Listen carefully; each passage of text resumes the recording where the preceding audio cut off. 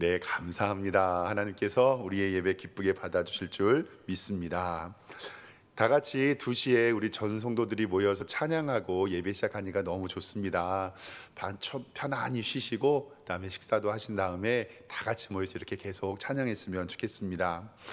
여리고성을 빼앗았던 큰 승리를 얻었던 이스라엘 백성들은 작은 아이성을 빼앗지 못하고 패배하게 됩니다. 이것은 한 개인의 범죄가 전체에 영향을 미친 것을 성경은 이야기합니다.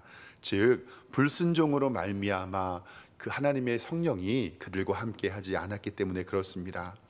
사람의 눈은 속일 수 있었지만 하나님의 눈은 절대 속일 수 없었고, 탐욕이라는 이름으로 죄는 우리 곁에 온다는 것을 또 알았습니다. 그리고 죄는 반드시 그 결과를 따르게 돼서 아간의 온 가족이 죽는 일들을 우리는 바라봤습니다. 이제 이스라엘 백성들은 재정비를 합니다. 하나님은 여호수아를 찾아가 위로하고 격려하는 말씀을 통해서 다시 한번 사명을 깨우쳐 주십니다.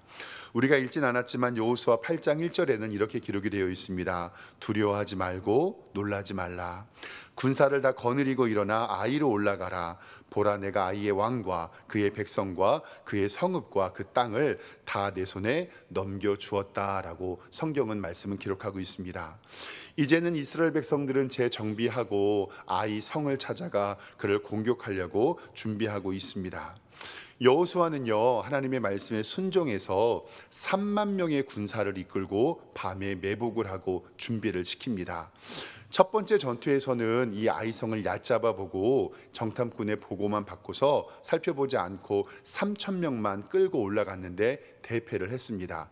그에 비하면 이제는 그 아이성을 무찌르기 위해서 3만 명의 군사를 이끌고 나아갑니다. 저번에 비하면 10배나 많은 군사를 준비시키는 것입니다.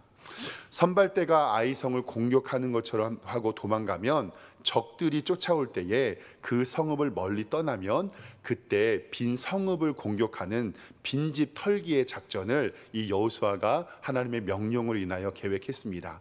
즉 3만 명 중에서 날랜 병사 5천 명은 이 아이성 뒤에 매복하게 하고 나머지 군사가 아이의 군사들을 끌고 나옵니다. 그러면 끝까지 도망칠 때 아이의 군사들이, 그러니까 아이 성의 군사들이 그들을 쫓아 나왔을 때 매복해 있던 군사들이 그 성을 빼앗는 것을 작전으로 삼았습니다.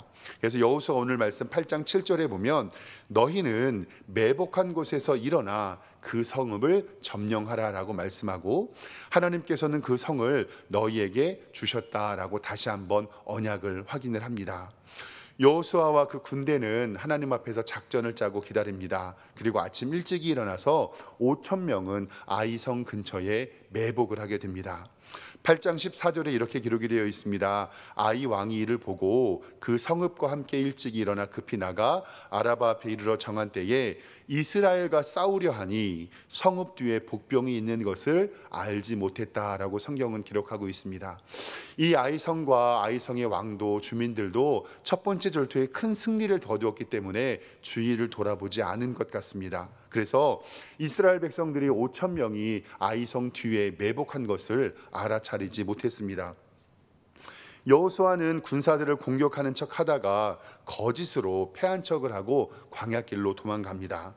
아이성의 군대를 도망가는 이스라엘 군대를 쫓아갑니다. 성경은 어떻게 이야기하냐면 8장 17절에 이렇게 기록하고 있습니다. 아이와 베델에 이스라엘을 따라가지 아니한 자가 하나도 없었고 그 다음에 성문을 열어놓고 이스라엘을 추격하였다라고 성경은 이야기합니다. 즉 선발대가 앞에서 장난을 치고 그들을 유인하니까 그들을 쫓아갔는데 성문을 열어놓고 이스라엘을 추격하였기 때문에 그 뒤에 있는 빈집 터리를 당하게 되는 것을 말씀 가운데 보게 됩니다. 이제 이스라엘의 공격이 시작합니다. 그런데 오늘 말씀을 통해서 이스라엘은 어떻게 해서 승리를 얻었는지 3가지를 함께 살펴보도록 하겠습니다. 첫 번째로는 철저한 순종이 승리를 가져왔다는 것을 성경은 이야기합니다. 철저한 순종만이 우리는 승리할 수가 있습니다. 여호수아는 여리고에 승리를 했습니다. 그리고 아이성의 1차 패배를 정확히 기억합니다. 여리고는 승리하였는데 아이성은 승리하지 못한 것은 바로 하나님의 말씀에 순종하지 않았기 때문에 그렇습니다. 성도는 하나님의 말씀에 철저히 순종할 때만 승리할 수 있다는 것을 꼭 기억하시기 바랍니다. 아이성의 1차 패배는 무엇이었냐면 바로 불순종 때문에 그랬습니다. 하나님께서 금하신 것을 했습니다. 뭐냐면 여리고성의 탈취물을 구분하여서 하나님께 바친 물건을 손대지 말라고 했는데 이스라엘 백성, 그것도 아간이 그것을 손댔습니다. 여호수아 6장 19절 말씀에 은과 금과 동철 기구들을 다 여호와께 구별된 것이니 그것을 여호와 곳간에 드리라고 말씀하시고, 그리고 은과 금을 건들지 말라고 말씀하십니다. 그런데 우리가 지난주에 살펴본 것처럼 아간이 하나님의 말씀에 불순종했습니다. 그 아간의 한 사람의 범죄를 하나님께서는 이스라엘의 범죄라고 말씀하시고, 이 하나님께서는 그 성도에게 이 하나님의 죄악을 물으시고 이제 우리에게는 전쟁의 패배로 나타납니다. 즉 하나님께서 우리에게 원하시는 것은 철저한 순종을 우리에게 원하신다라는 사실입니다. 여호수아 8장 2절 말씀에는 이렇게 기록이 되어 있습니다. 너는 여리고와 그 왕에게 행한 것 같이 아이와 그 왕에게 행하라. 그리고 탈취한 물건과 가죽들은 스스로 가지고, 그리고 세 번째로는 아이성 뒤에 복병을 둘지라라고 하나님께서는 이 여호수아에게 명령을 하십니다.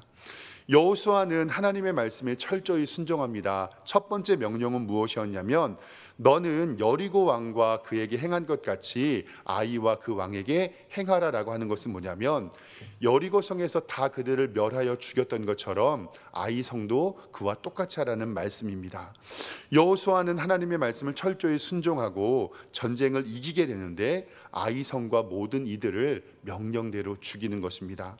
오늘 읽었던 8장 26절에 보면 그날에 엎드려진 아이의 사람들 남녀가 모두 12,000명이라고 성경은 기록합니다. 두 번째로는 하나님께서는 탈취한 물건과 가축은 백성들에게 이번에는 돌려주시는 것을 봅니다. 8장 2절 중반절에 보면 탈취한 물건과 가축은 이번에는 스스로 가져가라고 우리에게 말씀합니다.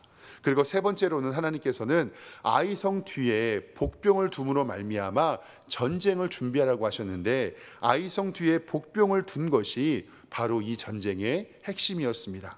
8장 15절의 말씀에 보면 여호수아와 온 이스라엘이 그들 앞에서 거짓으로 패한 척하며 광야 길로 도망하였다라는 말씀을 합니다. 16절에 그 성읍에 있는 모든 백성이 그를 추격하려고 아이성을 멀리 떠났고, 17절에 이스라엘을 따라가지 아니한 자가 하나도 없고 성문을 열어놓고 이스라엘을 추격했다고 성경은 이야기합니다. 이렇게 여호수아는 아이성에서 패한 것에 대하여서 분명히 기억하고 이러한 철저한 순종으로 말미암아 하나님 앞에서 승리를 얻게 되는 것을 보게 됩니다. 이제 군사 없이 대문을 열어놓았던 아이성에게 무혈 입성하게 되고 이스라엘 백성들은 그것을 통해서 큰 승리를 얻게 되는 것을 우리는 말씀 가운데 보게 됩니다. 이스라엘 백성들이 이길 수 있었던 두 번째 원인은 바로 철저한 준비가 승리를 가져올 수 있었다는 것입니다.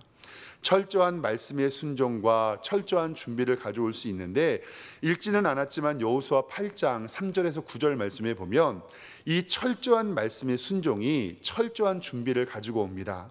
3,000명으로 실패하여서 3만 명의 군사를 준비하고요, 성읍 뒤로 가서 매복을 명령합니다. 그리고 너무 멀리도 가지 않고 너무 가깝지도 않은 적당한 장소에서 매복을 하게 되고 철저한 연습을 통해서 바로 명령을 하다람으로 말미암아 철저한 준비를 하게 됩니다.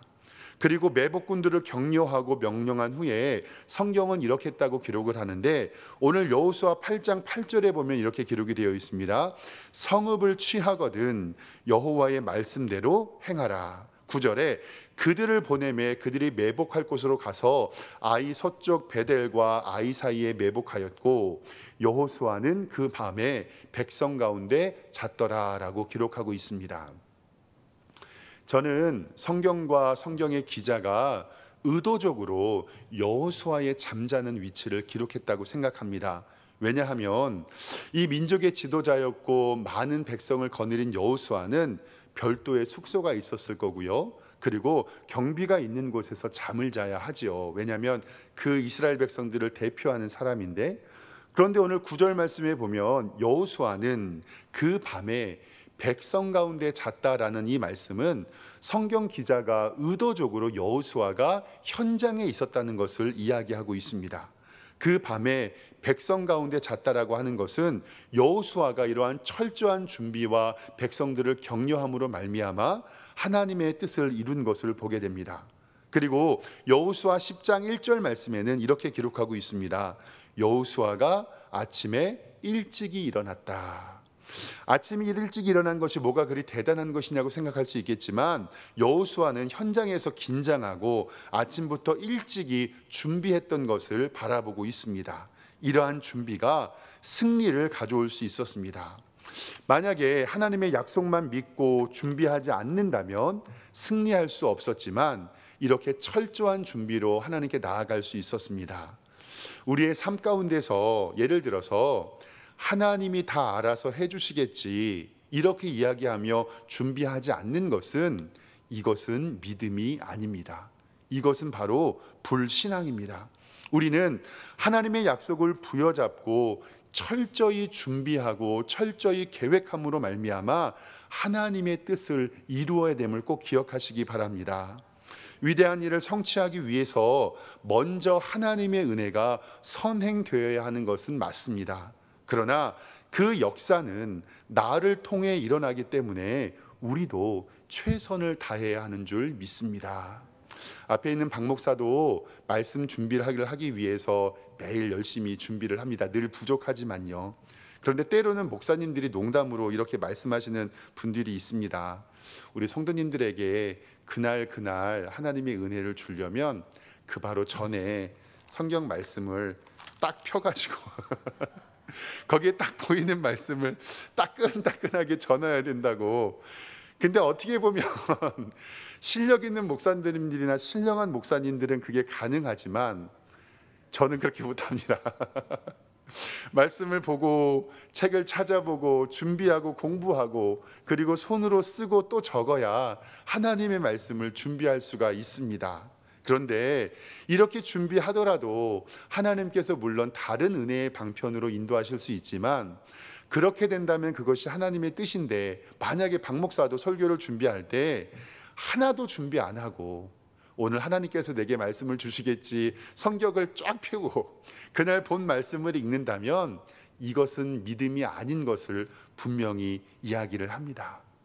사랑하는 성도 여러분, 내가 사업을 하거나 직장에 다니거나 특별히 우리 공부하는 중고등부 학생들에게 권면합니다. 열심히 공부하는 자에게 하나님께서 은혜 주시고 좋은 성적 줄 줄 믿습니다. 시험이 다가오면서 걱정만 하고 시험 준비 안 하고 아유 하나님께서 은혜 주시겠지 이렇게 된다는 것은 절대로 믿음이 아니고 우리들의 불신앙임을 꼭 기억하시기 바랍니다.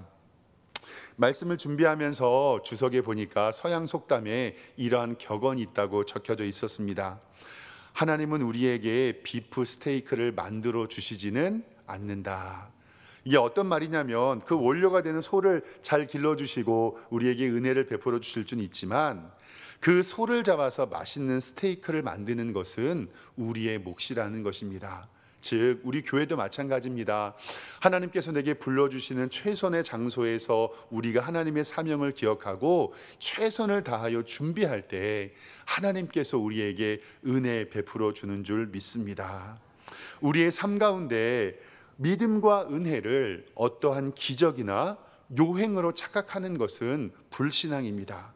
철저히 준비하고 철저히 연습하고 철저히 계획할 때 하나님께서 우리에게 은혜와 축복을 주실 줄 믿습니다.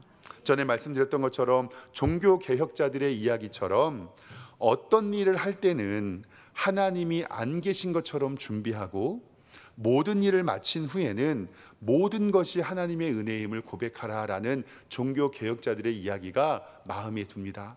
우리가 어떤 일을 준비하고 계획하고 비전을 품을 때 하나님이 계시지 않은 것처럼 철저히 준비하고 모든 것을 마쳤을 때는 모든 것이 하나님의 은혜임을 고백하는 여러분들과 제가 되기를 주님의 이름으로 축원합니다. 마지막 세 번째로는요, 철저한 헌신만이 승리를 가져온다는 사실입니다. 세 가지를 살펴봤는데 첫 번째로는 철저한 순종이고요, 두 번째로는 철저한 준비고, 세 번째로는 철저한 헌신입니다. 여호수아가 잠자는 곳을 백성들과 함께 헌신하며 그들과 함께합니다.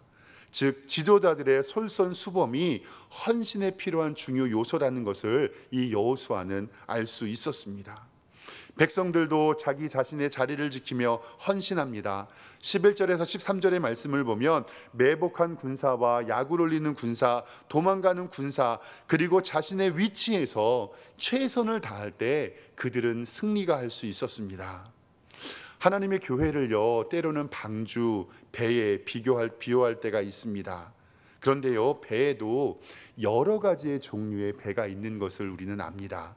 저는 좀 비교하고 싶은 배는 두 가지 배인데, 배에는 첫 번째로는 유람선이 있고 두 번째로는 전투의 배가 있는데, 전투선이 있는데, 제가 왜 이야기를 하냐면 유람선과 전투함의 차이점은 뭐냐면 일하는 사람과 노는 사람이 있다는 겁니다. 그러면 유람선은 어떻게 되냐면 일하는 사람이 배에 타고 있는 사람들의 10분의 1도 되지 않습니다. 그러니까 10분의 1이 나머지 10분의 9를 위해서 열심히 일하는 거거든요. 그런데 전투함은 어떻게 되냐면 100% 사람들이 자기의 역할과 사명이 있습니다. 부지런히 일을 합니다. 그래서 하나님의 교회를 방주와 배로 비유할 때, 그럼 우리 성도님들께 한번 여쭤보겠습니다. 우리 석샘교회는 유람선이 되어야 할까요? 전투함이 되어야 할까요? 유람선 돼가지고요, 저는 객실에 좀 앉아 있으면 안 됩니까? 안 됩니다. 왜냐하면 정말 세상에서 80대 20의 법칙이라는 게 있잖아요. 전 세계에는 80%의 부를 20%가 가지고 있고 80%는 일 안 하고 20%는 일을 하고, 이렇게 어디서나 통용된다고 하는데 정말 어디에든지 일하지 않는 배짱이들은 있거든요. 그런데 그걸 바라보면서 정말 교회가 유람선 같은 교회가 된다면 일하는 몇 사람, 몇 프로만 일을 하고 나머지는 구경꾼으로 전락된다면 그 배는 하나님의 전투에서 승리할 수가 없습니다. 저는 우리 석샘교회가 전투함 같은 교회 되기를 주님의 이름으로 축원합니다. 자기의 위치에서 하나님 앞에 영광을 돌리는 우리의 역할, 즉 우리는 구경하는 자가 있는가를 살펴보는 게 아니라 모든 승무원이 자신의 역할을 감당할 때, 철저한 헌신할 때 하나님께서 우리 교회에 은혜 주실 줄 믿습니다. 제가 우리 교회 담임 목사로 참 감사하는 것이 있습니다. 우리 성도님들께 정말 감사한 게 뭐냐면, 이름도 없이 빛도 없이 아무도 알아주지 않아도 자신의 시간과 물질과 힘을 다해서 하나님의 교회를 섬겨주시는 여러분들이 정말로 자랑스럽습니다. 우리 교회를 방문하는 제 개인적인 손님들이 있거나 다른 손님들이 있을 때 늘 하시는 말씀이 이거예요. 교회를 이렇게 둘러보시면서 어쩌면 교회가 이렇게 깨끗하냐고 교회가 먼지 하나 없이 깨끗하냐고, 그리고 화장실이 어쩜 이렇게 깨끗하냐고. 그래서 제가 이야기하죠. 늘 쓸고 닦는다. 매주마다 물 청소한다. 그리고 제가 이 강대상을 얼마나 기름으로 닦아주셨는지, 설교 준비하고 포스트잇을 이렇게 붙이잖아요. 그러면 그 포스트잇이 안 붙어요. 기름칠이야. 이런 게. 얼마 전에는 엘리베이터가 지하에 물이 차가지고 고장 났었잖아요. 그래서 그것을 사진 찍어서 교회에 연락을 드렸더니 제가 교회 없는 시간에 오셔가지고 그 지하에 물이 한 50cm 정도 차 있었거든요. 교회에 오셔서 우리 집사님들과 우리 청년들이 와서 그 물을 다 퍼서 양수기로 올리고, 저는 정말 하나님께서 그분들에게 정말 복 주셔야 된다고 기도밖에 안 나오더라고요. 정말 아무도 알아주지 않아도 이름도 없이 빛도 없이 하나님께 나와 하고요. 식당의 부엌에 온수기가 고장이 나서 그 일을 감당해 주시고, 교회 현관문이 고장 났을 때 혼자 나오셔서 문을 고쳐 주시고, 소방 안전 점검과 시설 점검이 있는데 그 일을 와서 맡아 주시고, 어떻게 하면 전도할 수 있을까 고민하시다가 우리 성도들에게, 세상 사람들에게 물을 나눠주면 좋겠다라는 지혜를 주셔서 혼자 오셔서 물을 얼려주시고, 저는 가만히 생각하면 하나님께서 정말 우리 성도님들에게 담임 목사인 제가 봐도, 멀리서 봐도 그 모습이 너무너무나도 아름다운데 하나님이 보시기엔 얼마나 아름다울까요? 늘 방송실에서 일하는 우리 광석 형제 있잖아요.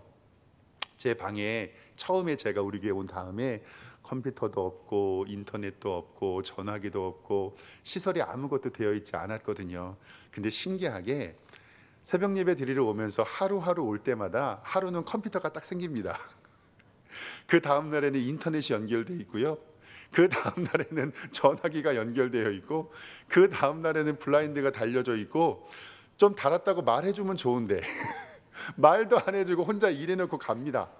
저는 그러면서 그 자리에 앉아 있으면서 이렇게 이름도 없이 빛도 없이 하나님의 교회를 섬겨주시는 우리 성도님들의 그 사랑과 헌신이 하나님의 교회의 든든한 기둥이 될 줄 믿습니다. 그리고 이스라엘 백성들이 철저한 순종과 철저한 준비와 철저한 헌신을 통해서 아이성을 정복했던 것처럼, 저는 우리 성도님들의 철저한 순종과 철저한 준비와 철저한 헌신이 우리 석샘교회를 든든히 세울 줄 믿습니다. 저도 우리 성도님들 바라보면서 하나님께 복 주시기를 기도하고, 그리고 하나님께 하는 그 헌신과 수고가 하나님의 교회에 영광 되기를 주님의 이름으로 축원합니다. 기도하겠습니다. 하나님 은혜와 사랑에 감사합니다. 하나님의 교회에 이렇게 철저히 순종하고 철저히 준비하고 철저히 헌신하는 주의 백성들이 있습니다. 제가 다 말씀드리지 못하여도 하나님께서 그의 이름을 아시고 기억하여 주시고 복 주실 줄 믿습니다. 이것이 최선을 다하는 주의 백성들에게 하늘의 풍성한 은혜로 땅의 기름진 복으로 하나님께서 복 주시고, 하나님의 영광과 하나님의 은혜가 우리 성도님들 가운데 넘칠 수 있도록 주님 함께하여 주시옵소서. 예수 그리스도의 이름으로 기도드리옵나이다. 아멘.